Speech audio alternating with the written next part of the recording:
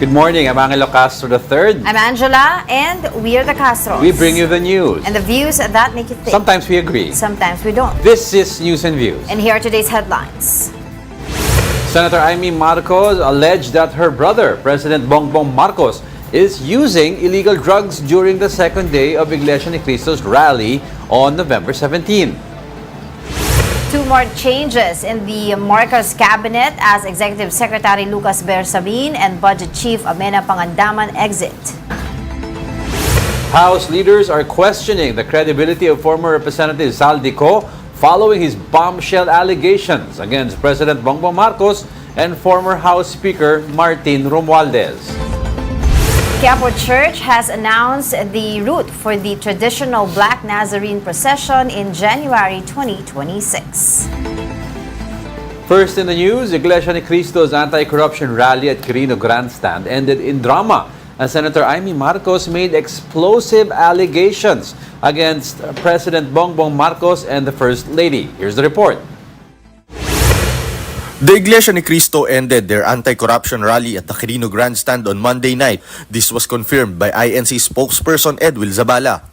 The protest sought accountability from officials allegedly involved in corruption.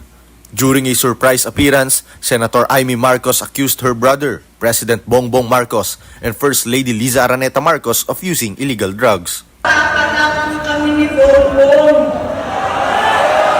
Alam na ng buong pamilya ang problema sa kanya.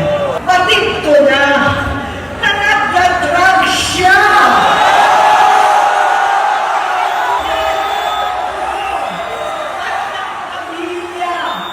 Nalaman ng pamilya, seryoso ito.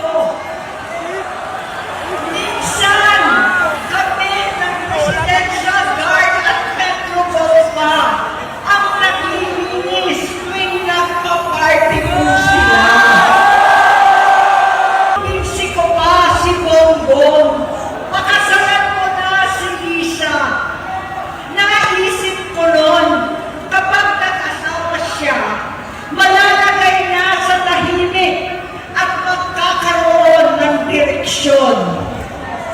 Ang laki ng pagkakamali ko. Mas lumala ang kanyang paglulong. Magkalulong sa droga.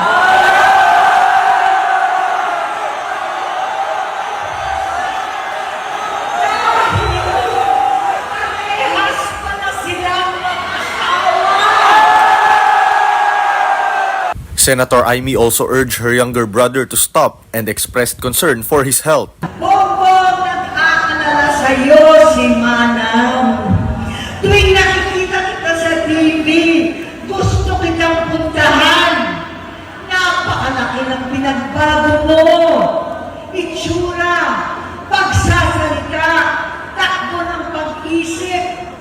Minsan, napapatanong ako sa sarili ko, ikaw pa ba yan? Si Bongbong ba talaga yung nakikita ko? Pero ako, aling ko, ako pa rin ito. She further claimed that the presidential children have started to use drugs. Pinasusuklaman ko pa ang pag-alok ng mag-inang si Sandro ng droga ang aking mga anak at iba pang mga kamag-anak. Yan ang hindi ko na mapapalampas. Meanwhile, Palace Press Officer Undersecretary Attorney Claire Castro dismissed the allegations as acts of desperation. This is definitely a desperate move. Ang pinag-uusapan sa peaceful rally ay patungkol sa di umanong korupsyon. Ano ang dahilan ni Senator Imee para ang sarili niyang kapatid ay siraan niya? Castro noted that the president underwent drug testing before his campaign in the 2022 elections, which yielded a negative result. She also questioned Senator Imee's motives, saying the remarks seemed intended to discredit both the president and the First Lady. Anong klaseng kapatid si Senator Imee? Anong klaseng Pilipino si Senator Imee? For his part, Davao City Representative Pulong Duterte renewed his call for all government officials to undergo drug testing. He emphasized that the resistance to drug testing only fuels suspicion. Ilocos Norte Representative Sandro Marcos has issued a statement after his aunt, Senator Imee Marcos, accused President Bongbong Marcos and First Lady Liza Marcos of using illegal drugs. Congressman Sandro said it pains him to see how low Senator Imee has gone, claiming she is using a web of lies aimed at destabilizing the government. He stressed that the allegation against his father and the First Lady is not only false, but also dangerously irresponsible. Congressman Sandro concluded with a quote, "Hindi ito asal ng isang tunay na kapatid." Alright. Well, sa totoo lang, alam mo, yung the nation or the country or the platform of governance that you have been blessed with when you won your elections is not your i-playground na magbatuhan kayo ng salita ng ganyan. Number two, alam kung totoo at alam mo palang adik ang brother mo, ba't mo kinampan niya? Yan ang tanong dyan. Why did you push him? Why did you push him, to di be ba? the president of And this country? If you have a problem, di kayo mag-usap, pero wag niyo po gagamitin sana yung di ba, yung supposedly a peaceful rally. As your di ba, you use the media, di ba? Mag-usap kayo magkakapatid. Pero of course, a lot of people are saying that she actually hijacked the rally. That's why it ended earlier than it is expected dahil dapat nga until today yung peaceful rally ng Iglesia. Sabi nila nag-panic button daw yung mga organizers because yung opening message nila was walang politiko, walang call for resignation. They didn't all of a invite sudden may ganyan. any political figure, ganun sabi nila. Oo. So we'll see, because of course, ang Malacanang naman has already issued their statement through Yusek Claire Castro sa kanyang blog. Yeah. Pero I don't think that's official. Hindi official. It's under her own personal assessment yan. But I'm sure mag-release sila in the coming days. Alright, Executive Secretary Bersamin and Budget Chief Pangandaman have resigned. That comes following former Representative Zaldico's allegations linking them to the flood control anomaly. Here's the report. President Ferdinand Marcos Jr. has accepted the resignations of Executive Secretary Lucas Bersamin and Budget Chief Imee Pangandaman. Palace Press Officer Attorney Claire Castro confirmed both officials resigned out of delicadeza, saying they voluntarily stepped down to help address the investigation into flood control projects efficiently. Both officials respectfully offered and tendered their resignations out of delicadeza after their departments were mentioned in allegations related to the flood control anomaly currently under investigation. Bersamin was previously linked by former DPWH official Roberto Bernardo to alleged kickbacks involving flood control funds, while Pangandaman was accused by former Representative Zaldico of involvement in questionable budget insertions. The Marcos administration recently dismissed Co's accusations, yet the palace said the resignations were necessary to allow for an unhampered investigation. Hindi po natin masasabi na ang mga aligasyon ni Zaldico ay seryoso. Pero kung anuman ang kanyang mga nasabi ay maaaring ito ang nagbigay ng dahilan para sa dalawang mga magigiting nating mga secretaries na sila mismo ang voluntaryong mag-resign sa kanilang posisyon para mabigyan daan ang malalimang pag-iimbestiga sa mga maanomalyang flood control projects. Finance Secretary Ralph Recto is now appointed as the new Executive Secretary, assuming the role informally known as the Little President. Surprise, yeah, but work has to continue. Essentially, I think the role of the ES is just governance. So, taong maaari ka doon. Wala naman talaga Little President. You cannot do miracles. Presidential Assistant for Investments and Economic Affairs Frederick Go will take over Recto's role in the Finance Department. Meanwhile, Rolando Toledo, a Budget Undersecretary, will serve as officer in charge of the Budget Department. Actually, ninervyos ko yan. I was surprised actually. Nagulat ako. Nanginginig pa nga ako ngayon. The palace also confirmed the resignation of Adrian Bersamin of the Presidential Legislative Liaison Office, a relative of the Executive Secretary, also linked to budget insertion allegations. These leadership changes reinforce the President's commitment to strengthening institutions. The Office of the President assures the public that all agencies will continue to operate without interruption and with the same commitment to effective governance and public service. Let's now bring in veteran campaign strategist Alan German. Alan, thank you for joining us on the show. Hi, Sir Diego, Ma'am Angel, daming pag-uusapan. I I know. There's a know. lot of stuff going on, man. A lot on pa. It's really chaotic, and well, the last time we Only spoke was Tuesday, huh? during the elections, midterm. We talked about Yes, movements in government, but right now I'd like to ask about your analysis on the Secretary Lucas Bersamin issue. I felt bad only in so much as right now, when there are calls for accountability, there are questions about the government's strength in terms of addressing this flood control scandal. Yeah. When the people are hoping to lean on the government's strength, I really find that the timing of this cabinet shakeup is quite off and frankly worrisome, because at a time when you're looking for strength and stability, the cabinet seems to, the president rather, seems to be saying, I will not, I mean, my confidence has been rocked in these secretaries, therefore I have accepted their resignations. It's a bit concerning for me. And prior to that, don't forget, he relieved BIR Commissioner Jun Lumaki That's for right. seemingly no reason.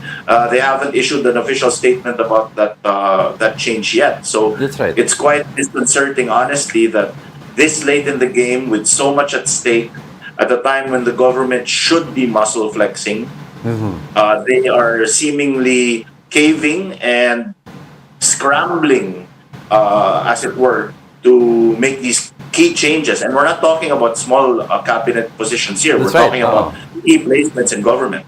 Yeah, I'd like to kasi from a PR or optics perspective, I've heard a lot of opinions, and some would say na in the midst of the accusations na binabato ni Saldico, the first reaction should have been to ensure na yung strength mo was to stand by your cabinet officials, because you're portraying yourself as, well, mali yung sinasabi mo eh.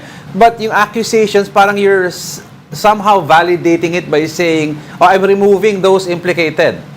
So, what is your analysis on this from a PR standpoint?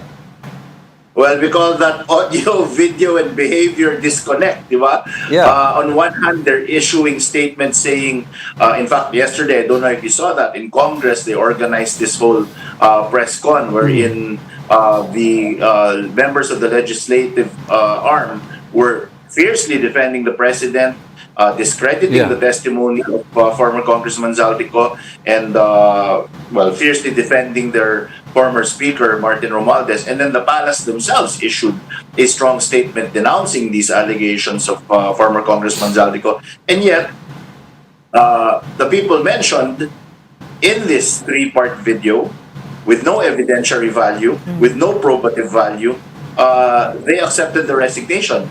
Tama ka, Diego, they should have doubled down. They should have said, no, these allegations are baseless, and while we appreciate, for example, I'm using Sec Mina as an example, while we appreciate the delicadeza that is being shown by Sec Mina, no, we stand by her because we know that these allegations are false. So medyo whiplash yung mga tao doon. But do you think this could be the end of the line for holding Pangandaman and Bersamin to account? Well, technically, no, ma'am, no, kasi a resignation does not exonerate you. If they are guilty, if proven in proper courts, and again, given due process, di naman pwedeng video lang, mag-accuse lang tayo, guilty na agad, di ba? In a proper court, under the proper judicial process, or the ICI, as it were, should they investigate this matter, they should still be held accountable. In fact, the example that comes to mind is allegedly, sabi ni Ombudsman Boying Remulla, may arrest warrant na raw si former Senator Bong Revilla na matagal nang hindi senador. Pero ipapahuli pa rin daw, allegedly, di umano'y, this coming December 15. So, resignation should not exonerate you from accountability. Okay, so what's going to happen now? Do you think it is also high time that the President address the public? Kasi as of now, I think yung mga ginagawa naman niya the past couple of weeks are just reporting, Q&A from between the press and him, diba? So, do you think it's high time for him to address the public after Zaldico's video statement and this one, yung cabinet shake-up niya, and of course, the statement of his sister, Imee Marcos, yesterday? Well, ma'am, alam mo, I will quote Einstein. See, every opportunity I get, I will quote Einstein. Di ba sabi nila, insanity is doing the same thing over and over Yeah. again and expecting a different result. The president has undergone such quote-unquote explosive exposés before, when in fact the biggest example, the best example of that was when the vice president, a sitting vice president, actually pointed at the camera and threatened to kill them, and said that may assassin na raw siyang hinire, Right. etc., etc. He never spoke. He always addressed it through proxy. It's all proxy. It's always either through the first lady, who at that time came out and said masakit bilang isang asawa, blah blah blah, nagpa-interview si First Lady Imee Marcos, and Sandro and Congressman Sandro Marcos, yung anak, especially nung sinabing ipapatapon yung bangkay ng ni FM Senior True. sa Naga. It was Kong Sandro spoke up. He has never actually addressed these very fiery statements against him. And look at how that worked out. Yeah. Look at how that worked out. Parang people did not get the idea that if you push this president too far, he'll maybe step back. But if you push him too far, he will push you back. That's right. He has never pushed back. So maybe now is the time he should issue an equally fiery statement, defending himself, defending the institution, and saying that, Right. yes, I am still in charge. That's right, Alan. No, kasi I'd like to ask you, back-to-back explosive statements against him. One from Saldico. Although kahit walang probative value, pero it has a PR value as well. One from Imee Marcos. Ngayon, is this, do you think, yung magiging start ng Achilles heel ng president? Because if Pinoy had the SAF issue that brought down his popularity, PGMA had Hello Garci, NBNZTE that brought her down. You had Erap's Jose Velarde. Each popular president had an Achilles heel that brought them Pinoy had popularity going down. No, is this the start? Do you think of the PBBM's number going down? 100%, I will say that definitely his approval and his reputation will take a hit. Reputational hit definitely on the president and the institution. But I'll say something that might be a little bit controversial.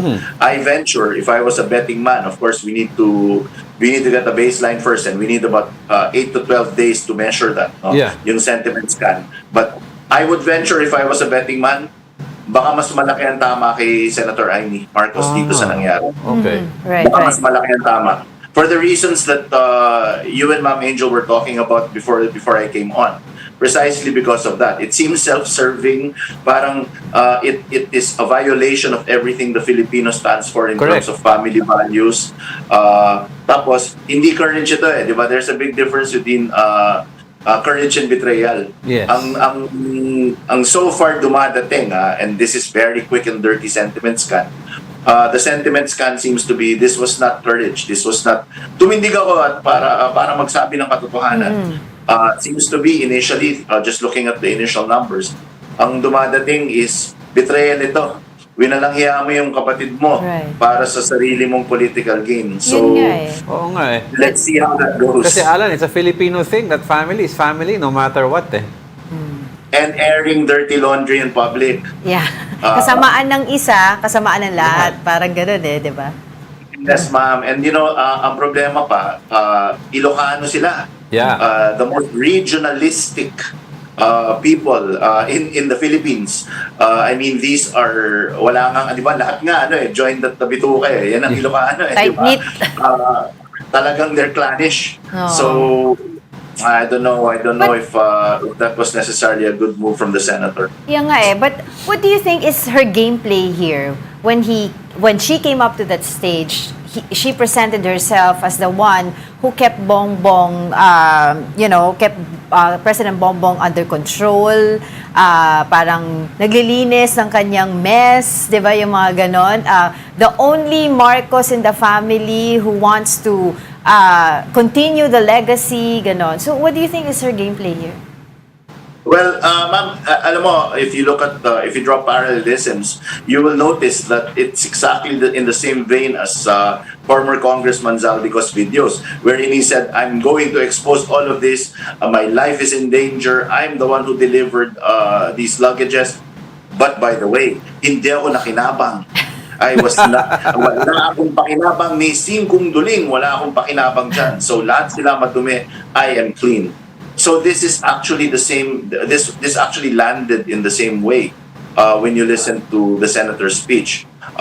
Alam kong drug addict, tiniis ko. I'm the one who kept it together. I tried to talk him in some sense into him. And yet, kung sinabi mo yun noong 2022, bombshell yan. Pero ngayon na sinabi mo ng 2025, ang dami na nangyari. Sinuportahan mo pa rin yung pagkapangulo. She even pushed it. Mo pa rin. Oo.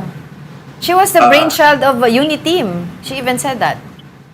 And then she even said she was the one who convinced VP Inday Sara to drop down to Vice, to run under as the running mate of her brother, whom at that time she claims she already knew was quote unquote, and I'm trying to be very, very safe here, who according to the senator was already drug-addled.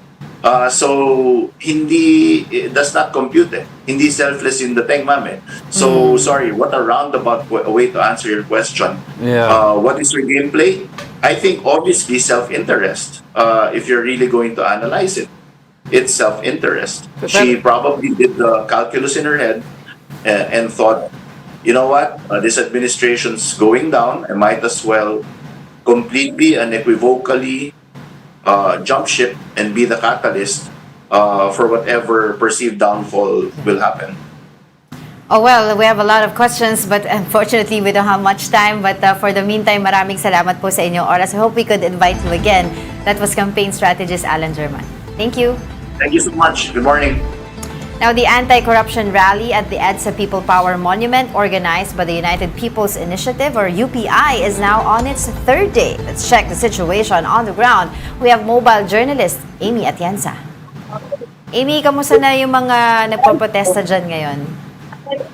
Yes, good morning, Angela Jego. Kung makikita niyo naman sa aking likuran, wala pa masyadong tao dito sa EDSA People Power Monument. Ang kwento daw kasi niyan simula kagabi, nung natapos yung programa ng bandang alas 10 ng gabi, ay umuwi muna yung mga rallyista at yung ilang miyembro ng mga protest groups na dumalo dito mismo sa EDSA People Power Monument. Pero babigyan lang kayo ng konting nangyari, background doon sa kung ano yung nangyari kagabi. So nakita na rin dito si Congressman Kiko Barzaga, at yun nga nasabi na rin niya dito na niya nga daw magbitiw sa pwesto si Pangulong Bongbong Marcos. Bukod pa dyan, nakita rin natin si former Congressman Mike Defensor kung saan nga sabi niya dapat daw magsalita na si resigned Executive Secretary Bersamin, pati na rin si former DBM Secretary Amina Pangandaman tungkol nga dito sa mga kickbacks na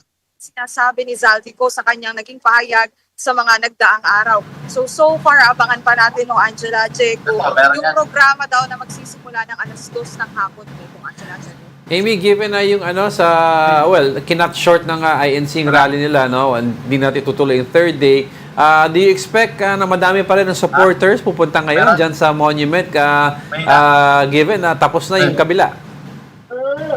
Well, yun yung sinasabi dito, Jego, dahil nga natapos na yung sa may Quirino Grandstand, marami ang nagsasabi na dito na didiretso sa may EDSA People Power Monument para nga patuloy ng protesta nila. Yung tinatawag nila dito, Rally for Accountability, Integrity, and Justice. So yan yung mga patuloy nilang panawagan dito. So parang ini-expect nila ay mas marami yung pupunta dito kumpara ng mga nakaraang araw.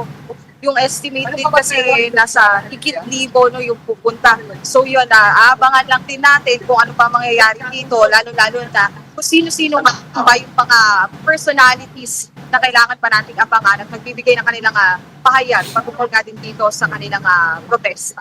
Paano ba yung mga naging mood last night doon sa kanilang naging programa? Because I believe sinasabi nga ng Quezon City government na may mga restrictions yung kanilang mga pagprotesta dyan sa area na yan, katulad nila ng pagdadala ng mga placards or shouting yung mga PBBM resign. Did that happen last night? Actually, kung babalikan natin, Angela, hindi lang last night, pati nung pinakaunang araw nila dito. At marami na sasabi na yun nga, sa permit daw kasi nitong rally na pinangungunahan nga ng United People's Initiative, bawal daw talagang mabanggit ang pangalan ni President Bongbong Marcos nor masabi na magbitiw na siya, mag-resign na siya sa kanyang pwesto bilang Pangulo. No? Pero naririnig natin yung panawagan nila, minsan nga na i-chant pa nila. At yun din yung nangyari no, kagabi, lalo na dahil pinanood dito mismo sa EDSA People Power Monument yung naging payag din ng kapatid ni Pangulong Bongbong Marcos na si Senator Imee Marcos, kung saan nga nilaglag niya ang kanyang kapatid tungkol nga sa itong issue naman ng pagdadrug. So, mas naging maingay kagabi yung tao kumpara ng mga tao dun sa first night at titingnan din natin kung ano pa nga yung mangyayari tonight. Pero yun, marami pa rin talaga yung nagpo-protesta dahil hindi na nga lang din daw ito gathering ng UPI, kundi naging open for all din siya. So may mga independent individuals, pati na rin ilang mga tauhan na nanggaling sa iba't ibang bahagi nga ng Metro Manila ang pumunta na rito dahil naging open for all na nga siya. Amy, until what time sila dyan and ano yung situation sa traffic na pwedeng asahan sa at least dyan sa bandang EDSA People Power Monument?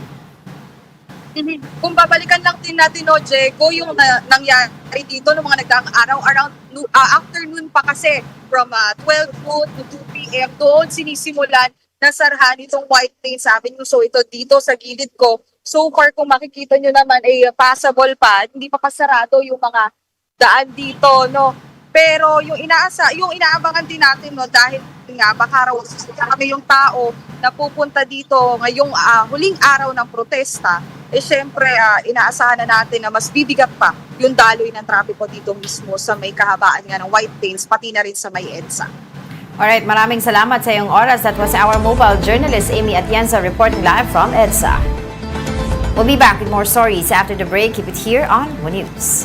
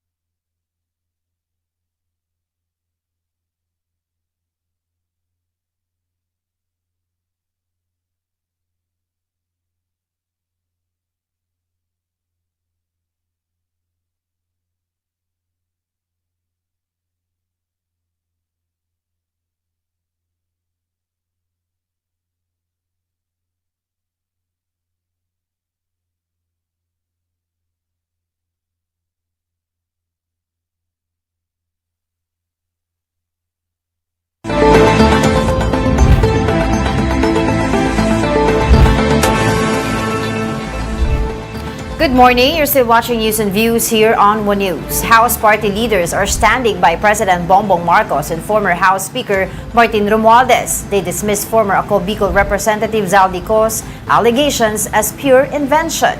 Here is the report. Political party leaders in the House expressed disappointment over former Congressman Zaldico's allegations during the weekend. For one, National Unity Party President and House Deputy Speaker Ronnie Puno questioned the claim that President Bongbong Marcos had to intervene with Go, then Appropriations Committee Chair, to push a 100 billion peso budget insertion for 2025. Alam nyo, hindi na namin sana papansinin ito eh. Di ba? Kasi puro malabo yung mga kwento niya eh. Sinong presidente ang kailangan makiusap sa isang committee chairman sa House? No? At hindi naman niya kayang i-deliver lahat yan. So bakit siya papakiusapan ng napakaraming makapangyarihan na tao, 'di ba? Para gawin yung hindi naman niya talaga kayang gawin. Puno also challenged Go's claim that he did not profit from alleged budget kickbacks, asking for proof of the source of his assets and luxury properties. Di saan nang galing yung mga eroplano? Saan nang galing yung mga helicopter? Yung mga bahay niya sa Europe at kung saan-saan, 'di ba? Puno urged him to return to the country and gave a sworn statement to verify his claims. Lawmakers also rejected allegations that former Speaker Martin Romualdez threatened Go's life. I think the Speaker, having served the House of Representatives for more than 3 years, all of us can testify that he has no inch of violence in his system. Wala pong violente sa sistema ng former Speaker. That's why the entire House voted him twice as a Speaker. Party leaders also believe someone else may be using Go to serve personal interests. Definitely, somebody has to benefit from all of this. Sino ba talaga magbe-benefit ito? Definitely not the President, because the President is the one being accused of by Zaldico. Siguro yung kalaban ni Presidente, di ba? Kasi kaya nila in-atake para mag-benefit sila. Despite the allegations, Puno said the supermajority still has their full trust in the President. Di ba? Siya yung nagtatago, hindi yung iba. Siya yung umiiwas ng mga tanong, hindi yung iba. So ituturo niya ngayon yung marami nang na-testify sa different investigative agencies. Sa tingin ko, we have to take all of this with a grain of salt. He's not credible, period. And I agree, what made him less credible was the mere fact na sinabi niya wala siyang kinuha. Yun eh. Kay Oo. Tiso. So, iba ang usapan, okay, umamin ako, may kinuha ko, pero hindi lang naman ako. Oo. Di ba? Pero hindi, Pero wala to daw portray siyang... yourself as innocent Ay, he's and not a suddenly hero. the hero No, of sorry. this whole mess, of course, a lot of people are, di ba, in question. Kaya nga sabi ni Alan Herman, wala namang probative value yan eh. Di ba? Oo. Well, on a legal standpoint talaga, wala. Oo, tas sasabihin mo, and also walang moral value and social value. More on optics yan. Kasi- na saying na, ginawa niyo akong poster boy ng flood control. Parang sinabi corruption. nila yung And drag you down. Drag you Yusek Bernardo tsaka kay Bryce Hernandez at kay Alcantara, di ba? Yeah. They're pointing fingers, but they're also saying, kumuha din kami. Kasi nakisama na rin kami, nagkamali kami. Hindi, ikaw, wala akong kinuha kahit piso. Di ba? Ano ba yun? Ikaw maintindihan yun. So, and some, well, not hero, but some are calling him a savior on the other side, which he is not, di ba? Yeah. He is not. Yeah, of course, a lot of people are saying, sige, para patunayan mo yung yung mga statements Muwi ka. Muwi ka dito, pa-notarize mo under oath, para, di ba, mas makita natin na talagang you're really standing by Or what pauwiin you're siya saying. ala Arnie Teves, di ba? Ipa-Interpol nyo na yan. Di ba? Kasuhan nyo, pa-Interpol nyo. Actually, di ba, a lot of people are also saying, mga legal luminaries are saying na iba-iba yung mga nila na, sige, hindi natin siya makuha pa, hindi ang tawag doon, yung mabawi yung kanyang passport because wala naman talaga siyang kaso at this point, 'di ba? Totoo naman, which is Pero may true. pending natin sa Pero ombudsman, sinabi 'di ba? kasi ni wala pa. Sabi ni Congressman Toby Tiangco, there's a section in our constitution na pwedeng gawin daw 'yon because ang nakalagay doon is for national interest. National security, gano'n, 'di ba? Pero yun nga lang, sasabihin din nila, anong national security concern if hindi siya mapauwi. Ako hindi ako lawyer, pero parang there's no national security concern because yung atake niya was attacking the president sa value sa directly. He didn't say may kuha akong ipaplano. He didn't say things like that eh. So walang concern. Not like kay Arnie Teves, he was tagged as a terrorist and he had a pending murder, di ba? Murder case against him, the late governor. So yun ang naging issue. Ito kasi is a corruption issue na hindi pa filed. Tapos ako lagi ko tinatanong, and we also asked that to Congressman Toby Tiangco during the special coverage, diba, na sinasabi nga niya na November pa noon, nagalit si Pangulong Bongbong Marcos, pero bakit July na nung nagsabi siya about this flood control mess? Yeah, yan ang question din dyan. Alright, the Department of Justice said there's currently no evidence linking lawmakers or project proponents to DPWH officials involved in anomalous flood control projects. In an interview with Storycon, DOJ Prosecutor General Richard Fadulion noted that testimonies from DPWH officials during the Senate Blue Ribbon Committee hearings could be considered evidence, but stressed they alone are insufficient to secure convictions. He emphasized that strong substantive evidence is required to hold those responsible accountable. Sa ngayon, wala pa po talagang ebidensya kami na hawak, no, na maglilink doon sa mga proponent from the DPWH officials. We also have to also consider na if you look at the whole story, meron ho talagang involvement yan from down, which is DPWH, from the bidding, all the way up to the proponent. Fadulion also mentioned that former Congressman Zaldico may submit a notarized affidavit from abroad through the consulate. He added that at present, there is no basis to arrest Ko. Sa ngayon po, wala pong basihan para hulihin siya. Kasi, remember sir, there is no case which is filed against him yet. So, he cannot be considered a fugitive such that if he goes to the embassy, which is considered also part of Philippine soil, the Philippine laws can be extended and implemented. So yun, kaya nga 'di ba yung lawyer ni former Congressman Zaldico, si Attorney Rondain, lagi niya sinasabi pag ini-interview siya, asan na ebidensya? Asan ang kaso? 'Di ba? Kasi wala naman pa talaga until now eh. That's why a lot of people, ang buong bayan natin hanggang ngayon sinasabi na naiinip sila.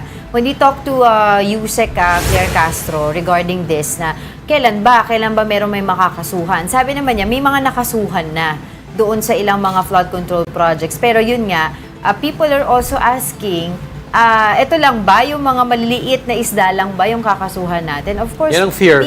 Oo, 'di ba? Itong deeply rooted, 'di ba, system na to sa gobyerno na to, sa DPWH, ay hindi naman gagalaw yan kung walang mataas na power, 'di ba?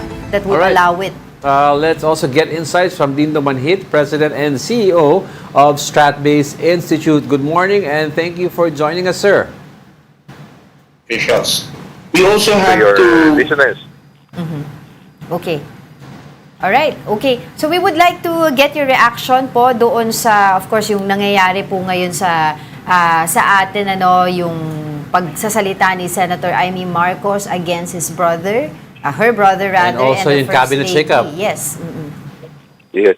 Mas gusto kong pagtuunan ng pansin to look at the cabinet shakeup because maybe it's a result of what the demand of the public. And the public demand is that they want accountability and even jail time for those who will be seen through evidences on this issue. So yun ang dapat pagtuunan. Yung kay the one with Senator Imee is simply maybe political noise trying to destabilize his own brother. Yes, sir. With regards to shake-up, we spoke with also Alan Herman kanina, and he was saying na at the very least, the President should have shown support sa kanyang cabinet officials to show na talagang he believes na wala silang guilt regarding the accusations of Zaldico. What do you think, ano po reaction nyo doon? That's also true na if you say that there's really no basis for all this accusation, he should have stood up. No, it's just that I think Executive Secretary Bersamin has been mentioned as to be replaced because of some inefficiency in the office of the President. So I think it's just that it happened at this time after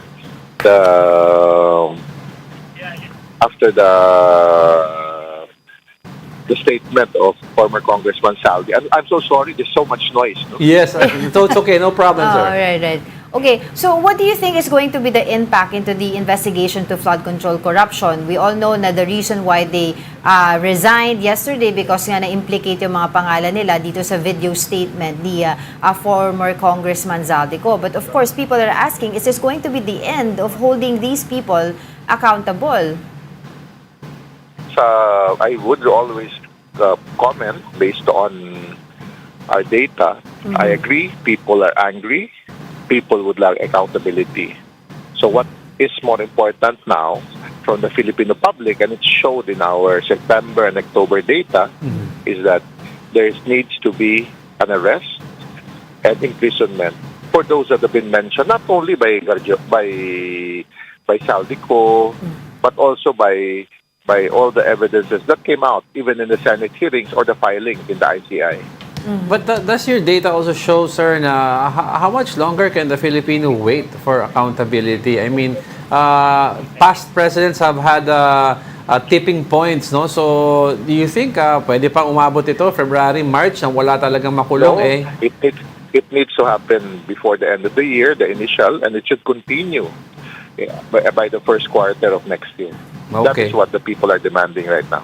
And we're also, of course, sabi nila, we also have to take a look at the middle class and how they will behave kasi ang middle class ang isang important sector din na usually would start to show whether the numbers will go down or not. So ano po ang tugon ng middle class with these issues? When we speak of our data coming from surveys done by Pulse Asia, Social Weather Station, what you see is a broad sector, not only the middle class, which is a small sector, but even the Filipino masses or the lower middle class. No, but what is consistent is their really demand for accountability, and accountability means jail time, and maybe further conviction at the soonest possible time for these individuals. Doon po sa usapin ng public trust, no, sa gobyerno natin, and I believe the last few surveys po, yung mga previous surveys, nakikita na po natin yung pagbaba ng trust rating ni Pangulong Bongbong Marcos. And given the situation, nakikita po ba natin talaga yung continuous na pagbaba? Yan ay that thing will be addressed kung may gagawin ng gobyerno. No? Kaya importante ang role ng Justice Department in developing these cases. Importante ang role ng Ombudsman in initiating this arrest or conviction. No? So then that will reflect on the President's performance. So that's a great challenge now. The government or the administration of Bongbong Marcos needs to make things happen. Then this will benefit in his behalf if the public is satisfied with the actions that they took. Now, are the numbers of the Vice President then also affected whether the numbers of the President go up or down? They are within the same range of numbers. Of course, the Vice President has recovered somewhat because the focus is not on her right now. Yeah. The focus is on the flood control project. But if this flood control project, as perceived by some, is really flood control issues that dated back until the Duterte administration, she will be affected. So kailangan, if kung titingnan natin yung executive order ng Pangulo, it's until 2015. That means Aquino, latter part of Aquino, the whole of the time of Duterte. So kung biglang umabot dun yung investigation at makarating, and some are saying that there are enough evidences to reflect that these contractors even grew bigger and could just continue under the Marcos administration, but started growing bigger during the time of Duterte. That's right. All right. I'd like to ask you also, no, kasi there has been a shift in perception sa mga institutions. In the past, medyo mas mataas ang Senate over the lower house, but recent numbers have shown na medyo tumataas na ang trust para sa lower house over the Senate. With all that this is happening right now, sir, ano yung mga numbers nakikita niya for both the upper and the lower house? Hindi namin nakikita yung pagtaas ng house dahil ang tingin ng tao, both the Senate and the House are complicit to all this corruption. Okay. So kailangan talagang it's an attack on our institutions. Ang mataas ang respeto pa nga is to the military and to the police and some government officials.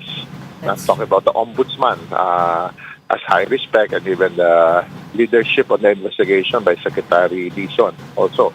So there are parts of the executives that are benefiting from this, but the Senate, under the leadership of Senator Soto and investigations of Senator Ping Lacson, is gaining again what they lost. Kasi nakikitang objective sila. Yeah. Di ba? Hindi yung pinagtatakpan. All right, thank you so much for sharing your time with us. I know very busy po kayo at the moment. Maraming salamat po, Mr. Dindo Manhit, President and CEO of Salamat Stratbase sa pagkakataong ito. Now, the Interior Department says it will investigate statements calling for President Marcos's resignation as they may be considered seditious. DILG Secretary John Vic Remulla said remarks made during the EDSA protest, quote, have no place in a civil society. He emphasized that freedom of expression comes with responsibility and acts inciting sedition threaten the state. He also stressed the government has a duty to prevent any statements seeking the downfall of the administration. Calling an act of sedition is not curtailing, it's dangerous to the state. Diba? Every citizen is accorded the right to free speech, but they must have the corresponding responsibility to behave in all civility. Don't go away because we're not done yet. Please stay with us.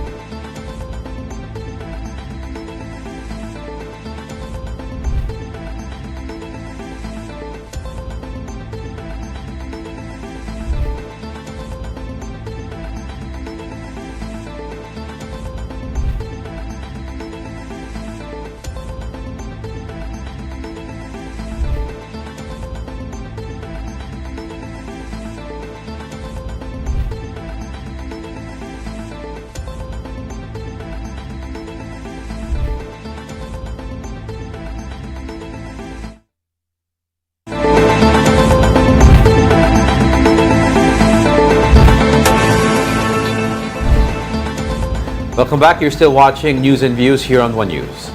The Quezon City local government has temporarily shut down 14 lechon shops in La Loma after some pigs tested for African swine flu. Let's discuss that with the QC Business Permits and Licensing Department Head, Margie Mejia. Thank you for joining us, Margie. Yeah, good morning and thank you for having me today. All right, with the recent shutdown of these shops mentioned, no, how long do you think this will be in effect? At the moment, I cannot give you any definite date that the temporary lifting of closure order can be... hello? Yes, go ahead. Go ahead. We can hear you po. Yeah. Okay, I'm sorry. At the moment, I cannot give you a definite date on how long the temporary closure order will be in effect because we're still disinfecting. In the process of disinfecting the establishments, and also we're still awaiting for the recommendation from the City Vet Department, City Veterinary Department, the City Health Department, whether or not we can already allow the establishments to resume operations. Paano po na-detect yung African swine flu sa finished product po or nag-slaughter sila sa shops? Dahil bare months po ngayon, the City Veterinary Department conducted routine inspections together with the Bureau of Animal Industry, and nakita po during the routine inspection, nag-testing po sila, and yun nga po, nung lumabas po yung testing, there are 4 that tested positive, and then we received a recommendation to immediately close down these establishments from the BAI, hence the issuance of a closure order. So sa Loloma lang po ang may problema. How about yung others within Quezon City din? Kasi may mga ibang areas din po na may mga lechon na binibenta. Yeah, the reason why we ordered the temporary shutdown is because we wanted to isolate yung pong ASF natin dun sa Laloma. And shutting them down, effectively isolate ASF virus in that area. Kaya po yun. So, sa ibang man pong na-test na positive. So, dyan lang po sa Laloma. But then overall po in QC, ano po ba ang pag-aaral natin tungkol po sa status ng ASF? Safe naman po lahat ng karne sa buong Quezon City. At wala naman po ibang na-test na positive kundi dyan lang po sa area na yan. Are we also looking at other food establishments or pork-related businesses under monitoring po for ASF? Yes, yun po ang ginagawa ngayon ng ating City Veterinary Department. To ensure lang po na wala pong ibang ASF virus dito na kumakalat po sa Quezon City. Okay. Lagi naman po yan, regular naman po yan ginagawa ng ating City Veterinary Department. Okay. Sabi po ninyo, sabi po ng BAI, consumers are reminded to buy pork and pork products from accredited establishments and to follow standard food safety practices. Ngayon po, para po sa point of view po ng ating mga kapatid, paano po ba nila malalaman kung ang isang shop ay accredited? Dapat po yung mga itinitindang karne ay meron pong tatak ng NMIS na dumaan dito sa National Meat Inspection Service. At syempre, dapat po rehistrado po sa city government. May kaukulang business permit po ito dahil kasama po sa ancillary requirement o permits na kinakailangan ng mga nagtitinda ng mga karne ay yung city veterinary clearance. So yun po, kasama po yun. So dapat po, bibili po kayo sa rehistrado sa city and at the same time, yung pong tingnan nyo po na yung mga karneng binibili nyo ay kung may tatak o may certification mula sa National Meat Inspection Service. So kung wala pong tatak, kunyari sa mga palengke, kasi may mga small markets all along Quezon City, so pwede ko i-determine na hindi ito inspected. Yes, opo, hindi po ito dumaan sa NMIS. Kaya po, maging po tayo, mag-exercise po tayo ng due diligence pag bumibili po tayo ng karne. Siguraduhin po natin na may papel galing sa NMIS. Alright, siguro po yung paalala na lang po ng mga dapat gawin ng mga hog raisers to make sure na talaga pong hindi po makontaminate yung other areas with ASF. Yeah, paalala lang po na kapag po yung pong ating sa mga ating hog raisers na panatilihin pong malinis at keep the standards of sanitation dun po sa inyong mga places of operation, and at the same time po makipag-coordinate po lagi tayo sa Bureau of Animal and Industry. Alright, thank you Margie Mejia, Quezon City Thank you po. Business Permits and Licensing Department Head. Alright, the leptospirosis cases are on the rise in Cebu following consecutive flooding in the province. Health authorities have reported 23 new cases since Typhoon Tino struck, adding to the 90 cases recorded from January to October with 11 deaths. In response, the Cebu provincial government has formed a leptospirosis task force mobilizing infectious disease and nephrology experts to monitor and manage the situation. Preventive measures, including the distribution of doxycycline, are being implemented in the hardest hit areas to reduce further infections. Yung leptospirosis is a zoonotic disease, so this is passed from animals to humans, and then this can be found sa contaminated water. So after Tino, a lot of people were exposed to flood water which may have been contaminated with leptospirosis. In other news, Quiapo Church has announced the route for the traditional Black Nazarene procession in January 2026. The procession will begin at the Quirino Grandstand, where millions of devotees are expected to gather for the annual event. Church officials said preparations are already underway for the religious celebration. To ease crowd movement and ensure security, vendors will be barred from the vicinity of Quiapo Church from January 7 to 9. Now, the Philippine Tech Ball team is training hard in Pangasinan as they prepare for the sport's first appearance as a medal event in the 2025 Southeast Asian Games. Mobile journalist Denise Valdez Sancho has the report. Tacball is gearing up for a historic debut as a medal sport in the 2025 Southeast Asian Games. And for the Philippine team, preparation started long before the competition. The national Tacball athletes have been deep in training in Pangasinan with a camp that began as early as October. Fresh off the Asian Youth Games, the team wasted no time. So right after po Ma'am Denise ng Asian Youth Games, napunta na po kami sa Bani, Pangasinan para po training.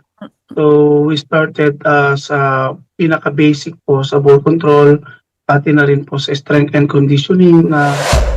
From fundamentals and conditioning, the athletes are now sharpening their skills on the table as the competition draws nearer. But for many, one question remains. What exactly is Tacball?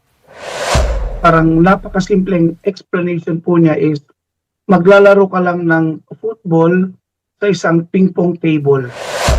Training days start as early as 5:30 a.m., a routine that has become standard for the 7 Filipino athletes bound for Thailand this year. They range from teenagers as young as 13 to players in their mid-20s, all preparing for individual, doubles, and mixed events. This will be the first time Tacball is included as a full medal sport in the SEA Games after being featured only as a demonstration event in its last edition. With a few weeks of preparation still ahead, the team hopes the country will continue to cheer them on. Maraming salamat po at sana patuloy ninyong suportahan ang Philippine Tacball Federation. Kapatid Denise Valdesancho, we are One News. Ayun, so much to unpack. So much to unpack. And to remind you, this is only today is only Tuesday. Ang dami mga pangyayari. Of course, yung yesterday, naputol bigla yung 'di ba, 3-day supposed 3-day rally ng INC, peace rally ng INC. At naging 2 days na lang. We'll see what's going to happen dun sa rally na dun sa EDSA. November 30. Yung Today, meron pa today. Where retired generals are there as well, no? And what else, diba? Abangan din nila yung November 30 na rally. Yung trillion peso march. These are the same people who organized the rally nung September 21. Ay nako, sa mga nahihilo at nairita dyan, ika nga, sabi lang ni Father Orbos, BTS. Diba? Believe, trust and surrender. Believe in the Lord, trust in the Lord, and surrender everything to the Lord. And that wraps up today's episode of News and Views. Join us again tomorrow. I'm Angela Lagunsat Castro. And I'm Angelo Castro III, kapatid. We are One News. All sides, all the time.